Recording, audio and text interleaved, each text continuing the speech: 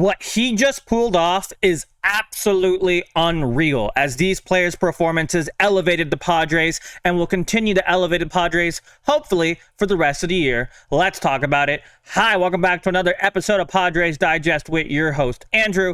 Another good game to talk about. Life is looking better for the Padres and for us. We just beat the Mets 5-0, 5 straight wins. We'll get into all of it in just a second. Of course, please subscribe. Super close to 2,000. I want to see it, hopefully soon. But yeah, let's just start with our AJ Cassavell recap. Final Padres 5, Mets 0 of vintage Yu Darvish collected his record-setting 204th win between NPB and MLB, passing, I'm going to say this so wrong, Hiroki Kuroda for most all-time. If there were doubts about the Padres' status as contenders and as buyers, there shouldn't be after an emphatic sweep of the Mets. Hold on.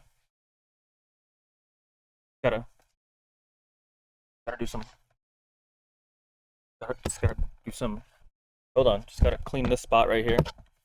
With my my broom. You know. It's a horrible bit.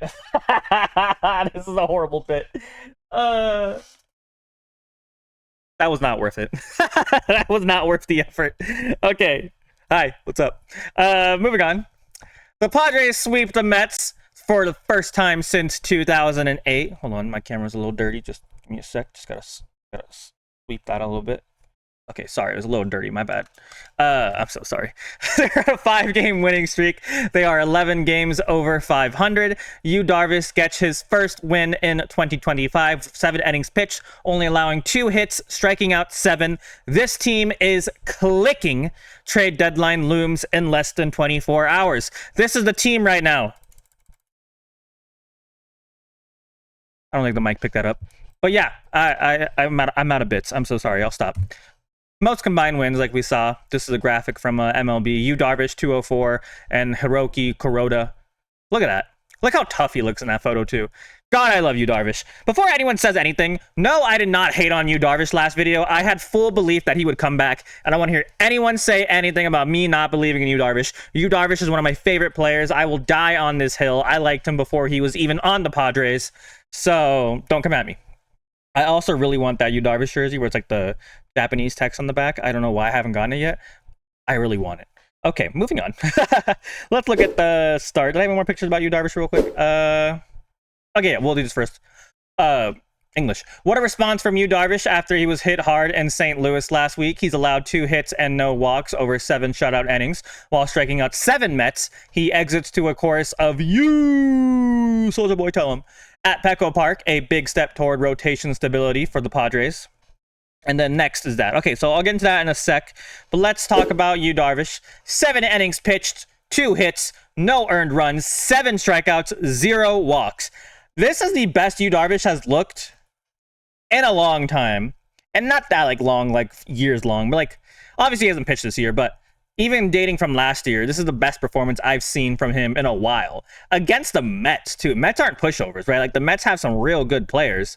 But Yu Darvish is Yu Darvish. He's also very good. And I can show you the rest of the bullpen, too. But honestly, he could have had a complete game shutout. Not that I wanted him to go over 76 or let's say 80 pitches, right? Not that I wanted him to go over 80 pitches, but I genuinely think if we would have let him go the entire game, he would have had a complete game shutout. That's how good he looked today. I absolutely loved watching Yu Darvish today.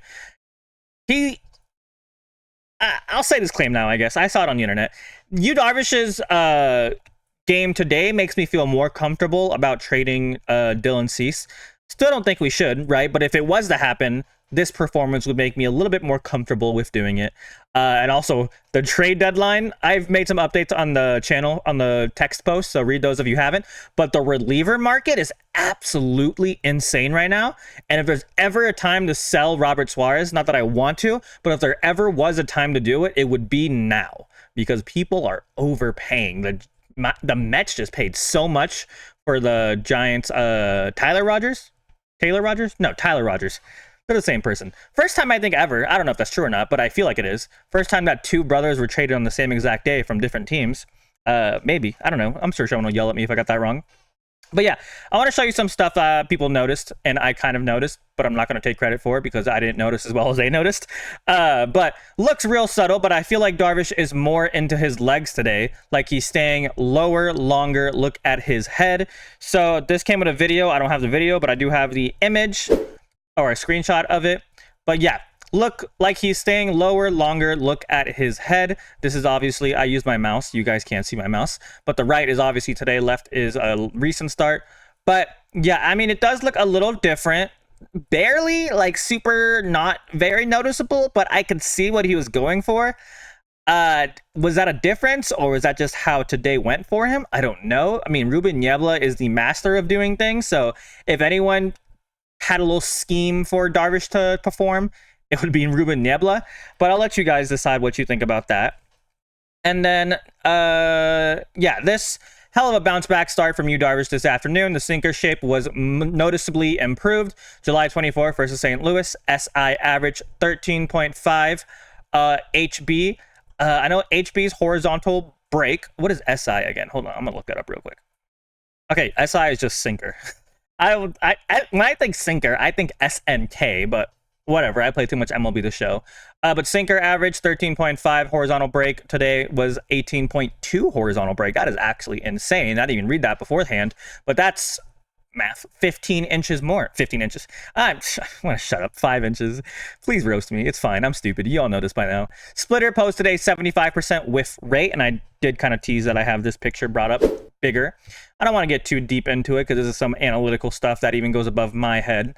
But I mean, you can see splitter velocity 87.2, splinter velocity 92, four seam velocity. I mean, he's been able to pitch at 97, but I just don't think at this age anymore he's not going to be able to really hit high 90s. But I mean, he's still real good, right? And then you can look at the darker colors. I'm pretty sure mean better. Chase rate, slider 50%, four seam 50%. Was that four seam? No, four seam was 0%. Splitter was 50%.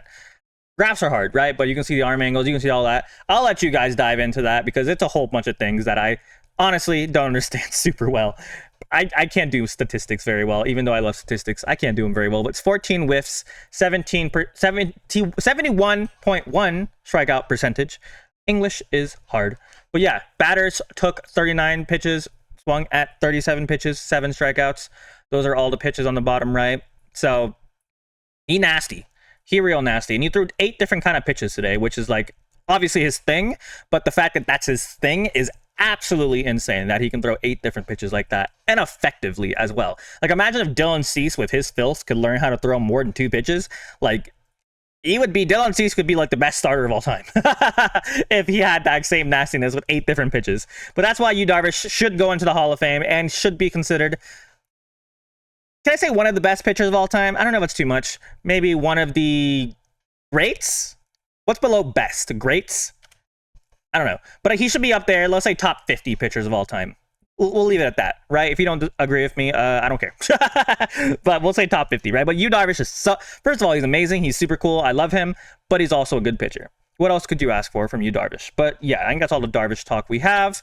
Next, we'll talk about Machado. July, he has a 337, 393, 632 slash line with 7 homers, 7 doubles, 24 RBIs. He might be throwing his name into the NL MVP discussion. His 2-run single put the Padres on top in the second. I wish Machado could be an MVP, but no. Again, as always, that one Dodger player who's really good, admittedly, even though I don't like him as much as I used to because he's on that one team I don't want to mention, plays baseball, and he'll probably win another MVP. But if for some reason, not saying that I want it, but if for some reason he gets injured and he can't perform anymore, Machado could be the next. He's top 5 right now. Let's put it that way, right? He's top 5. He should be top 5. I know I just saw a recent ranking, and I didn't see Machado anywhere on that. It was like him, PCA, I think Paul Skeens was thrown in there. But whatever. My point being is Machado's really good, and I need y'all to witness him like a Mad Max. But look at the other hitters around the league. Oh, Gavin Shildt with a home run exactly when he needed it. He has looked horrible for the start of the second half, but this home run is something he absolutely needed. So huge shout out to Gavin Shildt. Just wanted to say that before I forgot. But yeah, everyone else looked pretty A-okay. I mean, Merrill did have the RBI. Not a great day hitting-wise, but he had the RBI with a really deep, almost home run. Bogey has done better, but again, he's been carrying this team for a while. Cronenworth, not great. But it's a pretty solid day overall, hitting wise. Runners and scoring position wise, like I showed you guys right here, 1 for 11, so not great. But I mean, the score doesn't lie. We won the game. We shut them out, right? That's the biggest thing. And we're currently 3.5 back from the Dodgers. And then on Friday, nope. What's today? Wednesday? Yeah, so Thursday, no game. Friday, Matthew Liberatore versus Nick Pivetta. Thursday, tomorrow, trade deadline. For sure, I heard this, 3 p.m. Pacific. So we'll have plenty of time for trades tomorrow.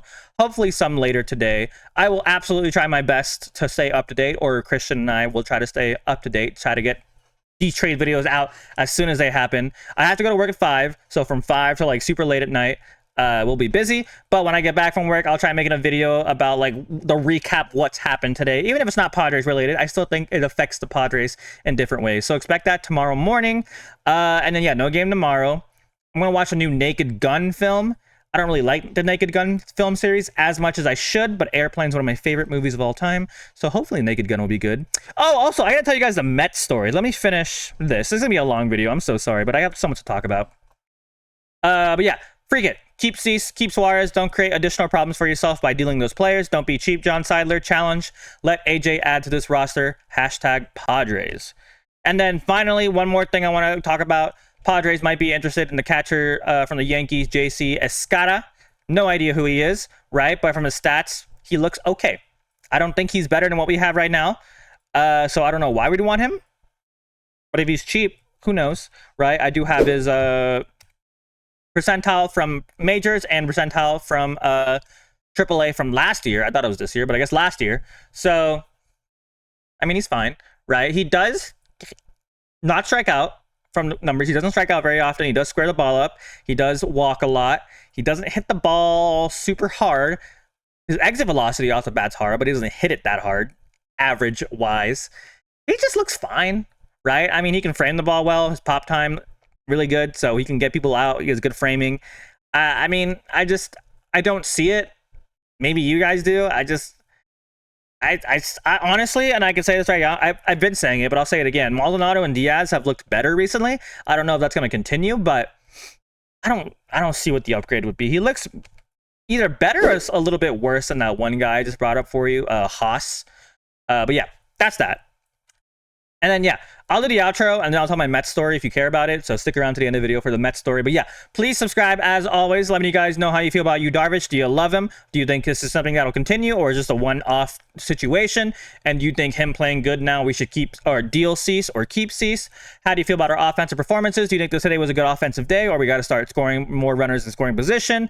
How do you feel about this catcher? Do you love him? Do you think he's why would we get him?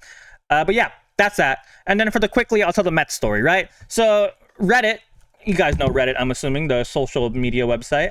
They have r/baseball. I don't know if they do it anymore, but they used to have a trade deadline where you would sign up from different Reddits. Obviously, I'm the Padres Reddit, and they would trade you to a different Reddit, and you would like learn that team.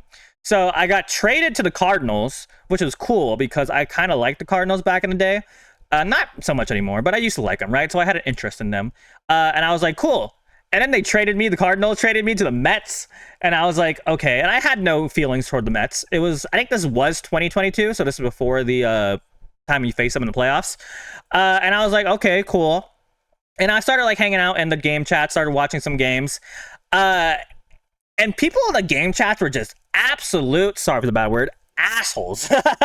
Like, I'm just talking the way I do, like in my young Gen Z slang, and like the old heads from New York are just like, speak like a normal human being, like speak English. We speak English here. Everyone was just absolute assholes, and I just gave up on the subreddit, and I was like, okay, I hate these people. So yeah, I hate New York. I don't hate New York the place. I don't hate New York the people, but there's some, people in New York are miserable. Let's just put it that way. I'm so sorry if you're from New York. Like, I love the culture there, but people are just so miserable over there. I know New York people, and they're also miserable. So the Mets and the Mets and their fans just rub me the wrong way, and I kind of hate everyone from New York. Sorry again if you're from New York, but yeah, that's the Mets story. I know it wasn't that grand or terrific, but they just pissed me off. But yeah, that's it. Okay, thank you for watching. Go Padres. Goodbye. Stick around for more videos. Trade deadline. I'm stressed. I love it. Goodbye.